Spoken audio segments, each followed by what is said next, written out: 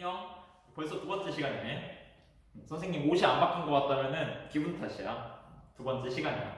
우리 이제 북부 유럽에 대해서 같이 이야기를 해볼 텐데, 북부 유럽 하면은 가장 먼저 아이슬란드부터 알아보도록 할게.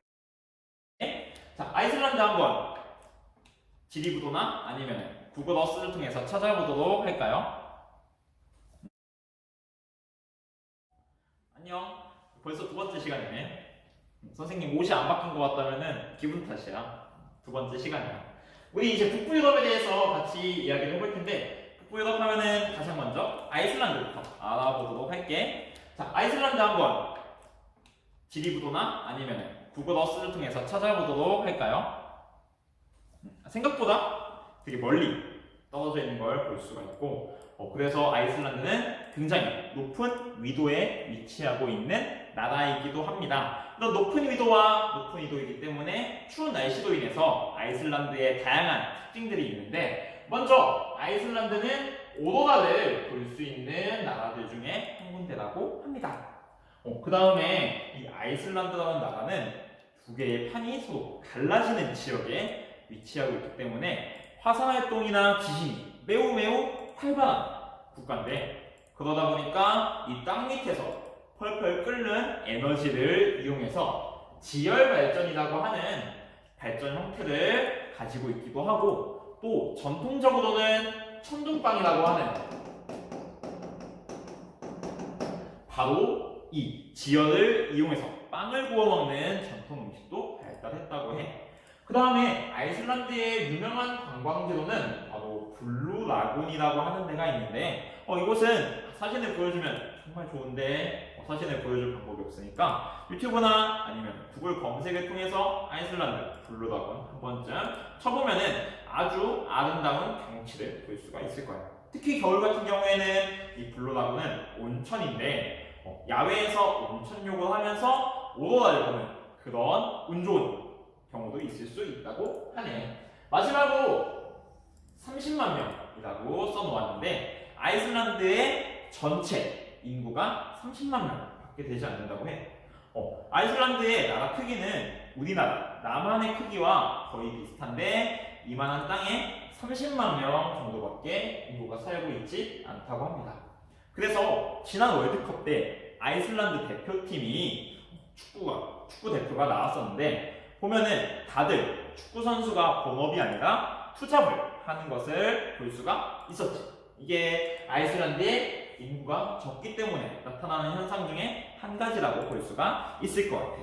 이어서 우리 덴마크에 대해서 이야기를 해볼게.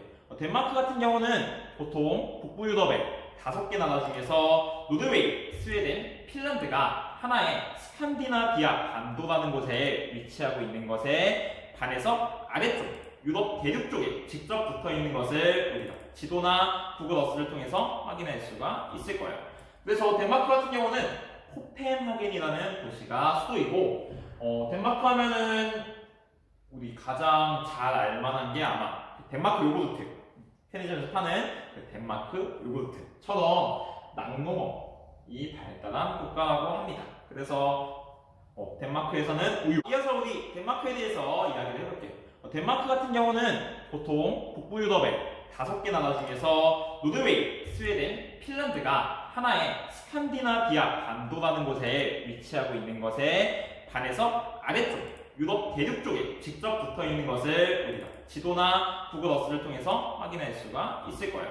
그래서 덴마크 같은 경우는 코펜하겐이라는 도시가 수도이고, 덴마크 하면은 우리 가장 잘 알만한 게 아마 덴마크 요구르트, 편의점에서 파는 그 덴마크 요구르트처럼 낙농업이 발달한 국가라고 합니다. 그래서 덴마크에서는 우유, 치즈 이런 것들이 매우 유명하고, 실제로 편의점에서 판매하고 있는 그 덴마크 요구르트는 덴마크와 상관은 없지만 어쨌든 덴마크의 그런 브랜드가 굉장히 높다는 것을 우리가 알 수 있을 것 같고, 어린 시절 한 번쯤 갖고 놀아보았을 레고라는 장난감 역시 덴마크의 기업에서 만든 거라고 합니다.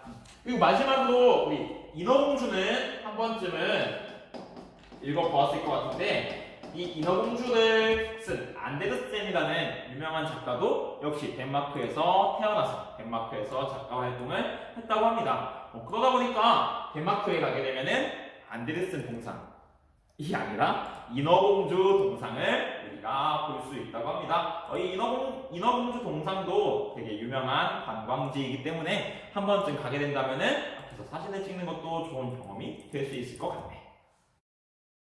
자, 이어서 노르웨이에 대해서 이야기를 해볼게. 앞에서 잠깐 이야기를 했었는데 노르웨이 같은 경우는 스웨덴, 핀란드와 함께 스칸디나비아 반도라고 하는 이거 북부에 있는 커다란 반도에 위치한 세 나라 중에 한 나라이고, 그래서 이 나라는 순서대로 노르웨이, 스웨덴, 핀란드 순으로 위치해 있다는 것을 기억해주면 좋을 것 같아. 지리부도나 아니면은 구글어스를 통해서 쉽게 확인이 가능할 거야. 노르웨이 같은 경우는 수도는 오슬로이고, 노르웨이에서 가장 유명한 것은 피오르드 해안이라는 건데, 자, 우리나라의 서해안과 남해안도 해안선의 모양이 굉장히 복잡한데 노르웨이에서도 마찬가지로 해안선이 매우 복잡한 모습을 우리가 지도를 통해서 확인을 해볼 수가 있어.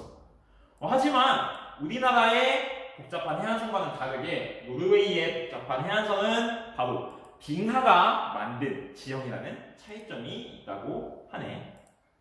그래서 노르웨이에서는 이 피오르드를 관광하는 유람선도 매우 많이 있다고 하니까 여러분들은 노르웨이에 간다면 꼭 이 피오르드를 볼 수 있는 유람선을 타고 여기가 피오르드구나 느껴봤으면 좋겠어. 그 다음에 노르웨이 왼쪽에 있는 바다 지도에 보면은 북해라고 쓰여있지.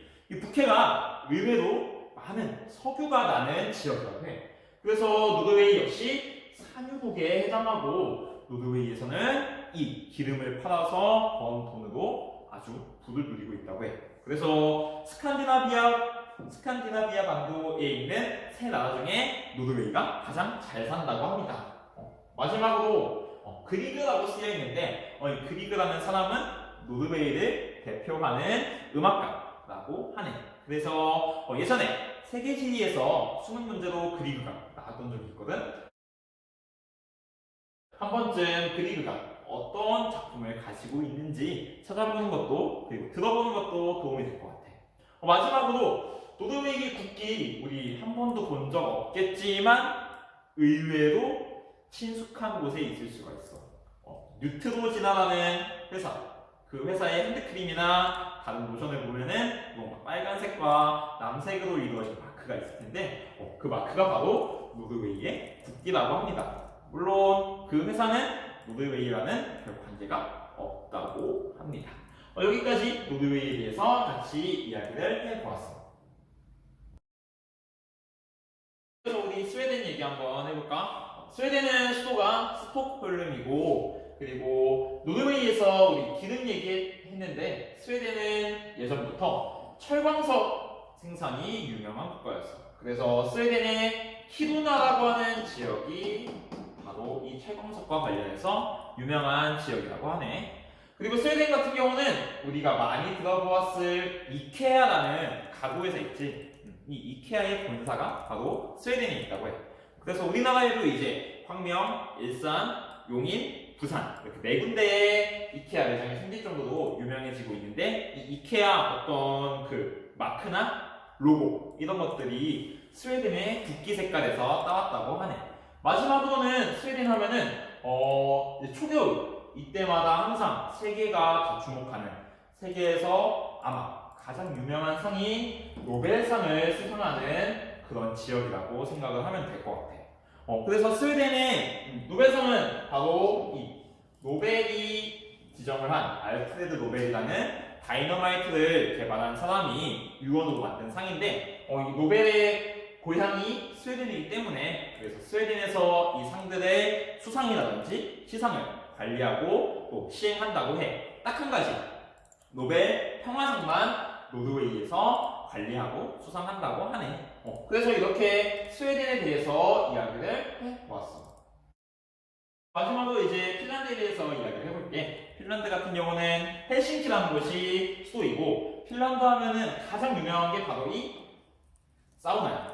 집집마다 사우나가 있다고 할 정도로 핀란드 사람들은 사우나 굉장히 좋아하는 편이고, 그래서 그 어서와 한국은 처음이지 거기에서도 핀란드 친구들 왔을 때 사우나 이야기하는 모습이 방송에 나왔던 적이 있어.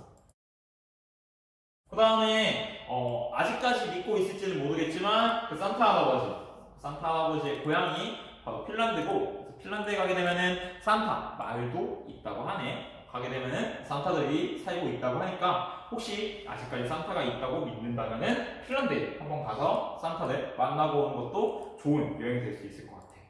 그리고 우리가 뭐라고 해야 되지? 개도 아니고 곰도 아닌 그런 하얀 캐릭터 무민이라고 하는 무민의 고향도 바로 이 핀란드야.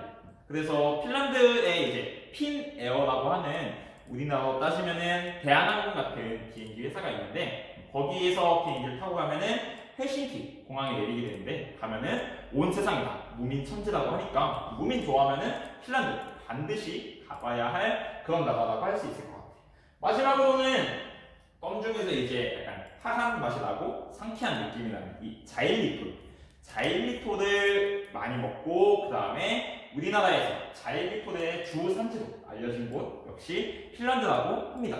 그래서 핀란드산 이 자일리톨 하면은 처음에 롯데에서 자일리톨 껌을 내놓으면서 휘바휘바 하는 수영남 아저씨를 광고에 등장시켰기 때문에 아마 핀란드가 정확히 어딘지는 몰라도 이 휘바휘바와 자일리톨을 기억하고 있는 친구들이 있을 수도 있을 것 같아요. 자, 그래서 우리 지금까지 총 서부 유럽과 북부 유럽 10개 나라에 대해서 알아보았는데, 여러분들이 이제 온라인 클래스를 보게 되면은 이것과 동일한 내용의 과제가 있을 거야. 그러면은 이 과제, 오늘 들었던 내용으로 충분히 해결할 수 있는 거니까 작성해서 선생님의 메일로 보내주면 되고, 여기 보게 되면은 벨기에, 네덜란드, 룩셈부르크, 아일랜드 4개의 국가의 이름이 쓰여 있지.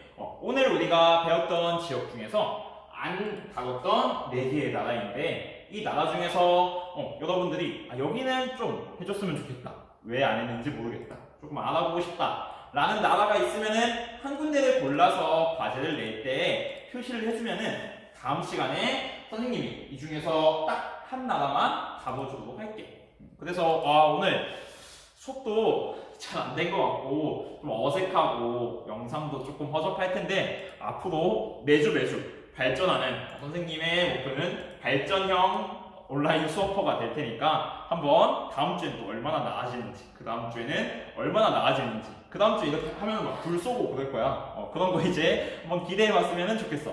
오늘 선생님과 함께 10개 나라 같이 공부하고 수업 듣느라 수고 많았어요. 안녕.